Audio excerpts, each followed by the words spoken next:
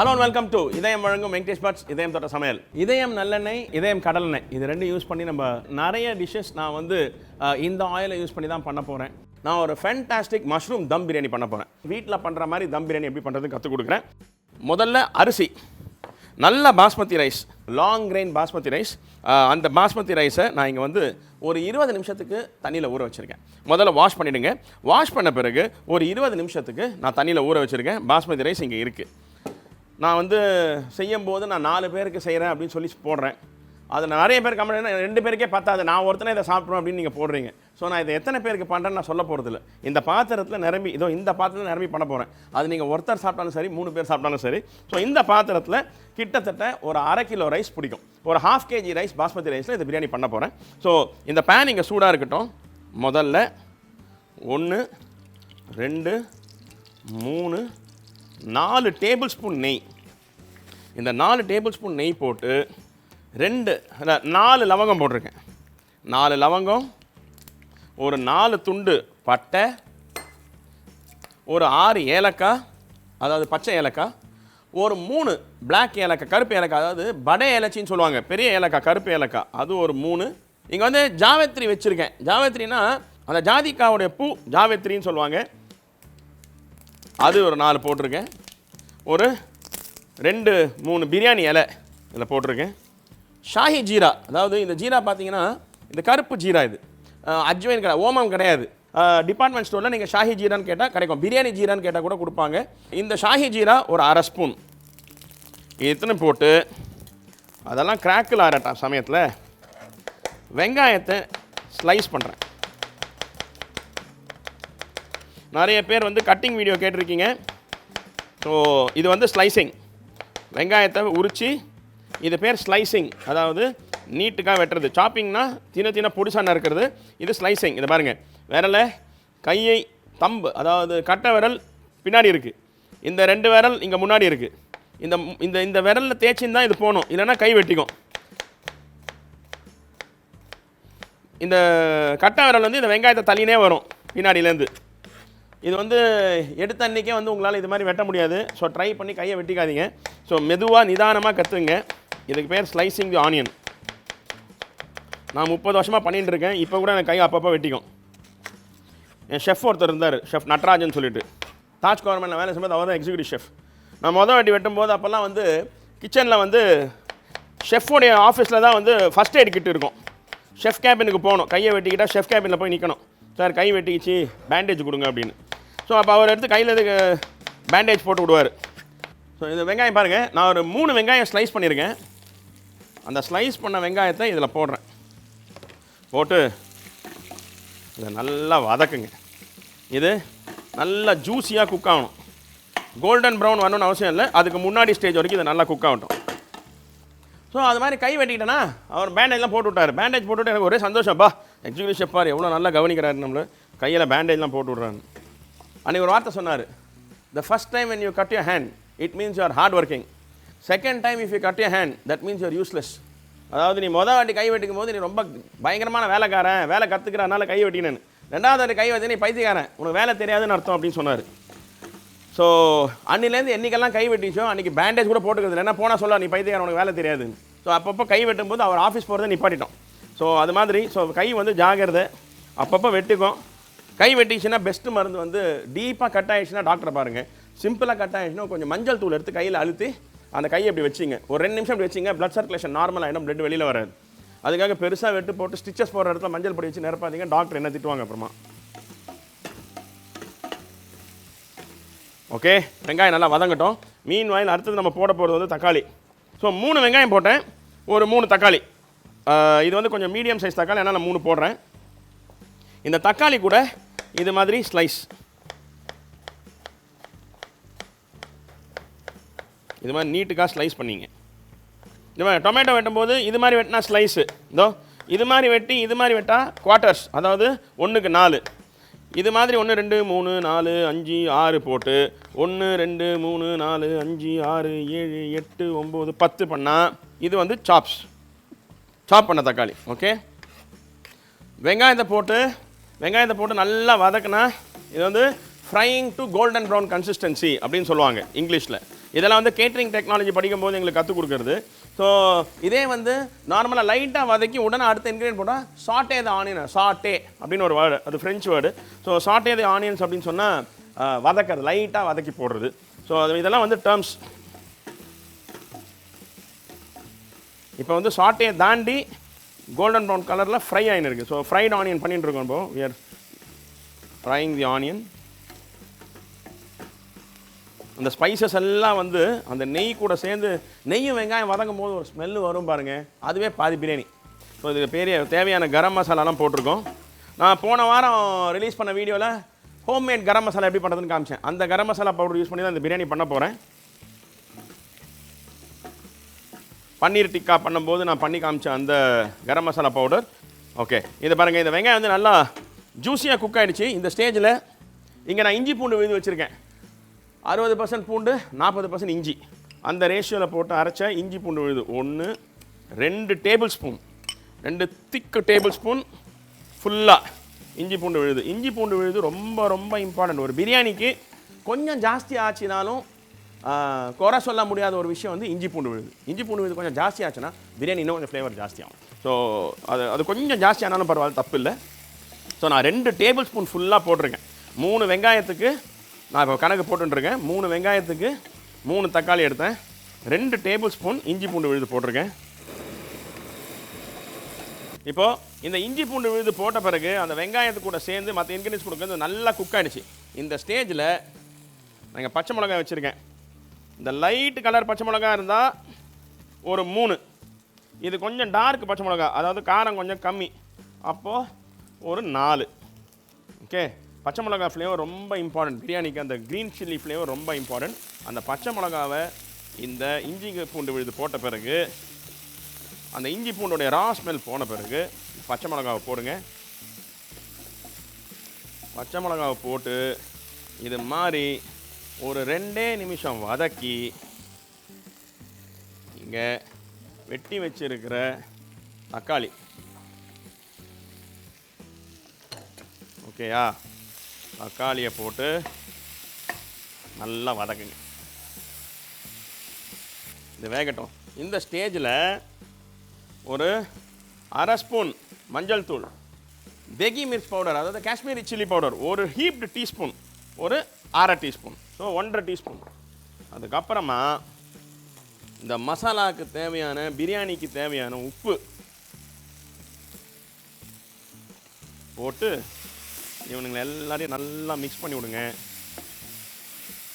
Mix பண்ணி இவன் colour மாறுறதுக்கு முன்னாடி சும்மா ஒரு 1/2 டம்ளர் தண்ணி, 1/2 டம்ளர் தண்ணி ஊற்றிட்டு இது எல்லாத்தையும் ஒன்று சேர இது மாதிரி பாயில் பண்ணுங்க. ஓகே, இது பாயில் ஆகட்டும். இவன் பாயில் ஆகிற ஸ்டேஜ்லேயே இவன் தலை மேலே இங்கே நான் சின்ன சின்ன மஷ்ரூமாக போடுறேன். பெரிய மஷ்ரூமாக இருந்தால் நீங்கள் 2ஆக வெட்டி போடுங்க. சின்னதாக இருந்தால் இதை முழுசு முழுசாக போடுங்க. முழுசு முழுசாக இருந்தால் நல்லாயிருக்கும் பார்க்குறதுக்கு. பிரியாணியில் எப்படியும் சுருங்கி போயிடும். நல்லா வாஷ் பண்ணி சுத்தமாக கழுவி அதுக்கப்புறமா யூஸ் பண்ணுங்கள். மஷ்ரூம் வந்து லோ லெவலில் விளையிறது, அதாவது கீழ் மட்டத்தில் விளையிறது. ஸோ நிறைய அழுக்கு இருக்க சான்ஸ் இருக்குது. ஸோ அதை வந்து நல்லா வாஷ் பண்ணுங்கள். கொஞ்சம் தண்ணியும் மைதாவும் கலந்து அதில் ஒரு 10 நிமிஷம் இதை ஊற வச்சு அதுக்கப்புறமா ஃப்ளோயிங் வாட்டரில் குழா அடியில் வச்சு நல்லா ஒரு 2 நிமிஷம் வாஷ் பண்ணிட்டீங்கன்னா இருக்கிற அழுக்கெல்லாம் போயிடுச்சுன்னா அதுக்கப்புறமா இது மாதிரி டைரெக்டாக யூஸ் பண்ணலாம். இந்த காம்பு சாப்பிடாதவங்க காம்பு எடுத்துடுங்க. நான் பிரியாணி இதெல்லாம் போட்டுருவேன், ஒன்றும் பெரிய விஷயம் கிடையாது. இது மாதிரி மஷ்ரூமை போட்டு இது வந்து மஷ்ரூம் தம் பிரியாணி, அதனால் நான் மஷ்ரூம் மட்டும் போடுறேன். நீங்கள் எந்த வெஜிடபிள் வேணால் இந்த ரெசிபியில் பண்ணலாம். வெறும் உருளைக்கிழங்கு காலிஃப்ளவர் போட்டு பண்ணால் கூட பிரமாதமாக இருக்கும். ஒரு ஃபேண்டாஸ்டிக் தெஹரி அப்படின்னு சொல்லுவாங்க யூபி சைடில். அதுவும் வந்து இது தம் பிரியாணி கிடையாது, ஆனால் அது வந்து இதே மாதிரி மெத்தடில் தான் பண்ணுவாங்க. அதில் வெறும் காலிஃப்ளவரும் உருளைக்கிழங்கும் போட்டு பண்ணுவாங்க. கொஞ்சம் பெருசாக இருக்கும். அதில் பச்சை மிளகா ஃப்ளேவர் ஜாஸ்தி. ஸோ அது மாதிரி கூட பண்ணலாம். இல்லை கேரட்டு, பீன்ஸு, பச்சை பட்டாணி அதெல்லாம் கூட போட்டு ஒரு பிரியாணி, ரெகுலர் தம் பிரியாணி பண்ணலாம். ஆஹா, லகலகலகலகா, அவன் தான் வரான். சூப்பர். ஓகே, இந்த மஷ்ரூம் நல்லா வேகட்டும். அது வெந்துன்னு இருக்கும்போது இங்கே நான் நல்லா திக்கு தயிர் வச்சுருக்கேன். அதாவது பீட் பண்ண தயிர், நல்லா திக்கு தயிர் வச்சிங்க. அந்த திக்கு தயிர் 1 2 3 4 5 6 table spoon. Okay, 6 table spoon தான் போட்டிருக்கேன். 6 டேபிள் ஸ்பூன்னா நல்லா ஒரு குழி கரண்டியில் நல்லா ஃபுல்லாக எடுத்திங்கன்னா 1.5 கரண்டி, 1லேருந்து 1.5 கரண்டி. ஓகே, இப்போது இந்த தயிர், இந்த மசாலா இதெல்லாம் வந்து நல்லா குக் ஆகட்டும். அந்த மசாலா எப்படி இருக்குது தெரியுமா? இதை எடுத்து இது ஒரு 2 நிமிஷம் கொதிக்க வச்சு எடுத்திங்கன்னா சப்பாத்தி பரோட்டாக்கு அவ்வளோ நல்லாயிருக்கும். சரியான சைட் டிஷ். ஓகே, இது நல்லா வேகட்டும். இங்கே நான் ஒரு பாத்திரத்தில் தண்ணி வச்சுருக்கேன்.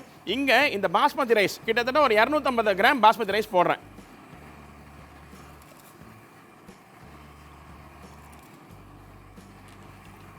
அவ்வளோதான். இந்த மசாலா நம்ம இப்போ பண்ணியிருக்கிறது வந்து ஒரு 1/2 கிலோ ரைஸுக்கு போதுமான மசாலா. இது 1/2 kg ரைஸுக்கு இந்த மசாலா போதும். ஆனால் இப்போ நான் உங்களுக்கு தம் எப்படி பண்ணுறதுன்னு போட்டு காமிக்க போகிறேன். ஸோ இதில் நான் கொஞ்சம் மசாலா எடுத்துருவேன். மசாலா எடுத்து ஒரு 250 கிராம் வேக வச்ச ரைஸ் மட்டும் தான் இதில் போட போகிறேன். ஸோ கொஞ்சம் பெரிய பாத்திரமாக இருந்ததுன்னா நீங்கள் 1/2 கிலோ ரைஸ் வேக வச்சு இவ்வளோ மசாலாவுக்கு போட்டு குக் பண்ணலாம். ஸோ இந்த ரைஸ் போட்ட உடனே இந்த அரிசியில் ஒரு 1/2 ஸ்பூன் நெய், அதுக்கப்புறமா நல்லா ஒரு 1/2 கட்டு புதினா, ஒரு 1/2 கட்டு கொத்தமல்லி, இது எல்லாத்தையும் போட்டுட்டு இதை நல்லா மிக்ஸ் பண்ணி விடுங்க. இது வந்து 1/2 வேக்காடு தான் எடுக்க போகிறோம். ஹாஃப் டன், அதாவது பாதி. 10 நிமிஷம் குக் பண்ணால் தான் ஃபுல் ரைஸ் ரெடி ஆகும்னா நான் 5 நிமிஷம் தான் குக் பண்ண போகிறேன். இந்த கொத்தமல்லி, புதினா, நெய் இது 3 சேர்ந்தோடனே அந்த ரைஸ் வந்து அதோடைய ஃப்ளேவர் மாற ஆரம்பிக்கும். அந்த ரைஸ் வந்து கொத்தமல்லி, புதினா இதோடைய ஃப்ளேவர்லாம் இழுக்க ஆரம்பிக்கும். இந்த ஸ்டேஜில் இந்த ரைஸுக்கு இதில் மசாலாவுக்கு தேவையான உப்பு போட்டிருக்கேன் இல்லையா, ரைஸுக்கு தேவையான உப்பு இதில் போட்டுருங்க. நல்லா பார்த்துங்க, உப்பு போட்டேன். இது வந்து இந்த நல்லா கொதிக்கிற தண்ணியில் இது போட்டிங்கன்னா மேக்ஸிமம் ஒரு 4லேருந்து 5 நிமிஷம் 4 to 5 மினிட்ஸ் குக் பண்ணி இதை நம்ம வடிகட்டிட போகிறோம். ஏன்னா பாக்கி வேகிறது வந்து இந்த மசாலாவில் போட்டு தம்மில் வேக வைக்க போகிறோம். இப்போ பாருங்கள், இது நல்லா பாதி வேக்காடு வெந்துருச்சு. இந்த 1/2 வேக்காடு இருக்கிற ரைஸை நான் இது மாதிரி ஸ்ட்ரெயின் பண்ணிடுறேன்.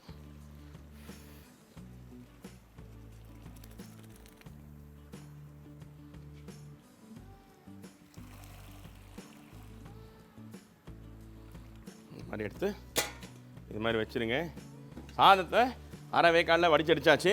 இப்போது இது வந்து இந்த மஷ்ரூம் எல்லாம் போட்டு இந்த பிரியாணியோட மசாலா நல்லா ரெடி ஆகிடுச்சு. இந்த ஸ்டேஜில் இங்கே நான் போன எபிசோடில் பண்ண அந்த கரம் மசாலா பொடி இது நல்லா 1 டீஸ்பூன் ஃபுல்லாக இதெல்லாம் கொட்டிடுங்க. 1 டீஸ்பூன் ஃபுல் கரம் மசாலா பொடியை போட்டுட்டு இதை ஒரு 1 நிமிஷம் குக் பண்ணுங்கள். குக் பண்ணிவிட்டு நான் முதல்ல சொன்னேன் இந்த பாத்திரம் வந்து 250 கிராம் ரைஸ் தான் பிடிக்கும். அதனால் நான் கொஞ்சம் மசாலா எடுத்து வச்சிடறேன் இதில். ஸோ நான் கொஞ்சம் மசாலா இதில் பாதி மசாலா எடுத்து வச்சிடறேன். ஏன்னா நான் 250 கிராம் தான் ரைஸ் யூஸ் பண்ணுறேன். ஸோ இதில் செஞ்சதில் பாதி மசாலா போதும். ஓகே, ஸோ இந்த மசாலா போதும். இந்த ஸ்டேஜில் இங்கே நம்ம குக் பண்ணி வச்சுருக்கிற ரைஸ் இருக்குல்ல, ஹாஃப் டன் பண்ணி வச்சுருக்கிற ரைஸ், அந்த கொத்தமல்லி, புதினா அதெல்லாம் போட்டு நம்ம ஹாஃப் டன் பண்ணி வச்ச ரைஸ் அந்த சாதத்தை பூசி இதில் போட்டுருங்க. இந்த ரைஸை போட்டோன்னே எதுவுமே பண்ணாதீங்க, மிக்ஸ் கூட பண்ணாதீங்க. அப்படியே இதை நல்லா அழுத்தி விடுங்க. இது வந்து 1/2 வேக்காடு தான் ஆயிருக்கு. அதனால் தைரியமாக இதை நீங்கள் நல்லா அழுத்தி விடலாம். ஒரு 30 நிமிஷம் இது தம்மில் குக் ஆக போகுது. இது மாதிரி அழுத்தி எல்லா பக்கமும் ஸ்ப்ரெட் பண்ணிவிடுங்க. ஸ்ப்ரெட் பண்ணியாச்சா? இப்போது இவனை தூக்கி ஒரு தவா, தோசை டவா வீட்டில் இருக்கும்ல, அந்த தோசை டவா மேலே வச்சா கூட போதும். நான் ஸ்டிக்காக இருக்கலாம், ஸ்டிக்காக இருக்கலாம், எது வேணால் இருக்கலாம். அது மேலே வச்சுட்டு கேஸை வந்து இந்த டவா சூடாகிற வரைக்கும் நல்லா ஹையில் வச்சுருங்க. அது ஹை ஆகிட்டு இருக்கும்போது இங்கே வெட்டி வச்சுருக்கிற கொத்தமல்லி, வெட்டி வச்சுருக்கிற பேலன்ஸ் முதல்ல போட்டது புதினா, முதல்ல புதினா, அதுக்கப்புறமா இப்போ கொத்தமல்லி, அதுக்கப்புறமா இங்கே நான் ஃப்ரை பண்ண கோல்டன் ப்ரௌன் ஆனியன் வச்சுருக்கேன். ஒரு எபிசோடில் நான் காமிச்சேன் உங்களுக்கு எப்படி ஃப்ரைட் ஆனியன் பண்ணுறதுன்னு. அந்த ஃப்ரைட் ஆனியனை இதுக்கு மேலே இப்படி போட்டுருங்க. வறுத்த முந்திரி பருப்பு இருந்ததுன்னா அதை இவ்வளோ போட்டுருங்க. போட்டுட்டு இங்கே நான் பாலில் குங்குமப்பூ கரைச்சி வச்சுருக்கேன். அந்த கரைச்சி வச்ச குங்குமப்பூவை இது மாதிரி இதுக்கு மேலே கொட்டிடுங்க. இது வந்து தம் பிரியாணின்றது வந்து அவத் குசின், அதாவது நார்த் இந்தியாவில் ரொம்ப ஃபேமஸான ஒரு டிஷ்ஷு அந்த அவத் குசின்ன்றது.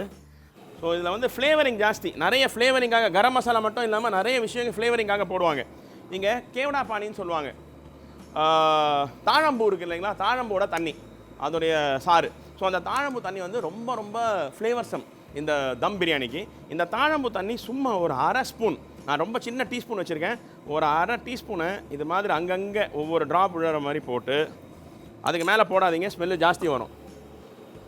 போட்டுட்டு நெய் வச்சுருக்கேன் இந்த சைடில், இப்படிக்கா ஒரு தபா, இப்படிக்கா ஒரு தபா, நடுவில் லபலபா ஒரு 3 டேபிள் ஸ்பூன் நெய். அவ்வளோலாம் போட மாட்டிங்கன்னா உங்கள் இஷ்டம், எவ்வளோ போடுவீங்களோ அவ்வளோ போடுங்க. நான் ஜாஸ்தி போடுவேன்.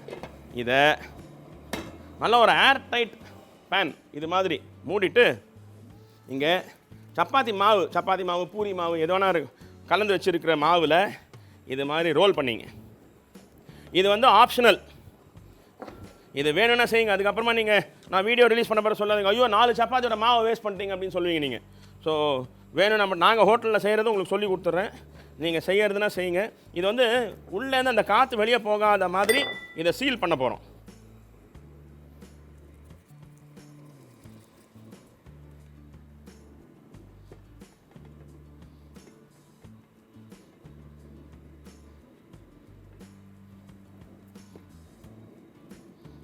அவ்வளோதான். இது காற்று கூட உள்ளே நுழையாத மாதிரி, உள்ளேருந்து ஒரு சொட்டு ஃப்ளேவர் வெளியில் போகாத மாதிரி இதை ஏர் டைட்டாக சீல் பண்ணிவிடுங்க. நல்லா சீல் பண்ண பிறகு கேஸை இருக்கிறதுலே ஸ்லோ, உங்கள் வீட்டு அடுப்பில் எவ்வளோ ஸ்லோ பண்ண முடியுமோ அவ்வளோ ஸ்லோ பண்ணிவிடுங்க. ஸ்லோ பண்ணி 25 மினிட்ஸ், 25 நிமிஷம் இதை இதே மாதிரி குக் பண்ணுங்கள். ஒரு 25 நிமிஷம் ஸ்லோ ஃப்ளேமில் குக் பண்ணுங்கள். ஹை ஃப்ளேமில் வச்சா அடி பிடிச்சிடும். ஸோ அடி பிடிக்காமல் இருக்கணுன்றதுக்காக தான் ஒரு கடாயை வச்சு அது மேலே வைக்கிறோம். அந்த பாத்திரத்தில் உள்ளே இருக்க அந்த நேச்சுரல் ஜூஸஸ், அந்த வெஜிடபிள்ஸோடைய நேச்சுரல் ஜூஸஸ்லேயே இது வந்து நல்லா குக் ஆகணும். அடி பிடிக்காமல் இருக்கிறதுக்கும் ஃப்ளேவர் நல்லா வரதுக்கும் நிறைய நெய் ஊற்றிருக்கோம். அதே மாதிரி நிறைய தாழம்பூ தண்ணி அதெல்லாம் போட்டிருக்கோம், சாஃப்ரான் போட்டிருக்கோம். ஸோ நீங்கள் ஒன்ஸ் அந்த 25 மினிட்ஸ் குக் ஆன பிறகு ஒரு 10 நிமிஷம் ரெஸ்டிங் டைம் கொடுங்க. கேஸ் ஆஃப் பண்ண பிறகு ஒரு 10 நிமிஷம் ரெஸ்டிங் டைம் கொடுங்க. 10 நிமிஷத்துக்கு அப்புறமா இதை ஓப்பன் பண்ணுங்கள். You will get one of the best flavours. உங்கள் வீடே வந்து உங்கள் தெருவில் இருக்கிறவங்களாம் வந்து கேட்பாங்க, அப்படி என்னப்பா நீங்கள் சமைக்கிறீங்க அப்படின்னு சொல்லிட்டு. அது மாதிரி ஒரு fantastic mushroom them biryani will be ready in 25 minutes. 25 நிமிஷத்துக்கு அப்புறம் பார்ப்போம். ஓகே, இப்போது இது 25 நிமிஷம் ஆயிடுச்சு.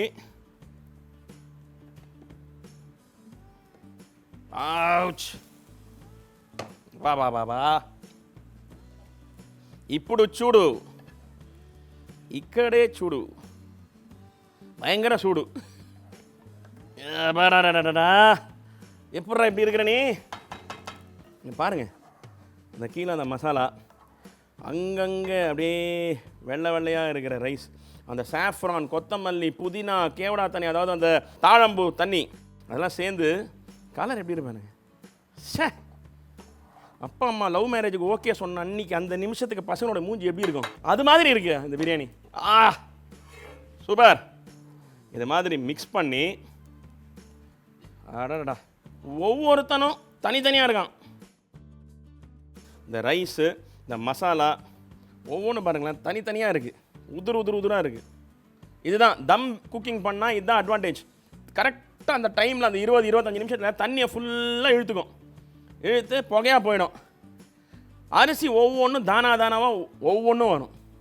இந்த மஷ்ரூமெல்லாம் பாருங்கள், நம்ம ஒன்று அப்படியே டைரெக்டாக போட்டோம், ஒன்று கூட நம்ம வேக கூட வைக்கலை, அப்படியே டைரெக்டாக போட்ட மஷ்ரூம் கூட அவ்வளோ பியூட்டிஃபுல்லாக குக் ஆகிருக்கு.